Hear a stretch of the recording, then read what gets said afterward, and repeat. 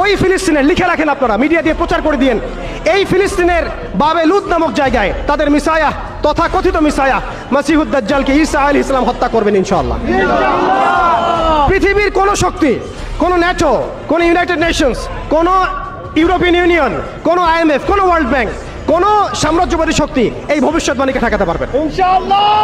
আপনি ওদেরকে চেষ্টা করতে দেন, সারা পৃথিবীর সমস্ত মুসলমানকে যদি এখন তারা মেরে ফেলে, তবু এই অকাট্য ভবিষ্যৎবাণী ইনশাআল্লাহ তাআলা তারা পাল্টাতে পারবে না। এটা আমাদের আশার জায়গা, এটাই হচ্ছে চূড়ান্ত বিজয়। এবং ঈসা আলাইহিস সালামের হাতে আগামী 40 বছর, লিখে রাখেন আপনারা, এরপরের 40 বছর ওই বাইতুল মুকাদ্দাস থেকেই সারা বিশ্বে ইসলামী খিলাফা কায়েম হবে ইনশাআল্লাহ। যে খিলাফা শব্দটা এখন রাজনৈতিকভাবে আপনারা নিতে পারেন না, হজম করতে পারেন না। আমি জানি আপনারা জানেন না, অনেকেই এটা অজ্ঞতার কারণেও হতে পারে, তারা হয়তো জানেন না, আমরা জানাতে এসেছি।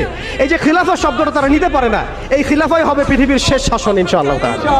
এই খিলাফা দিয়ে বিশ্ব শুরু হয়েছিল, এই খিলাফা দিয়েই বিশ্ব শেষ হবে। ঈসা আলাইহিস সালাম 40 বছর ওই জেরুজালেম থেকেই এই বিশ্বকে শাসন করবেন ইনশাআল্লাহ তাআলা।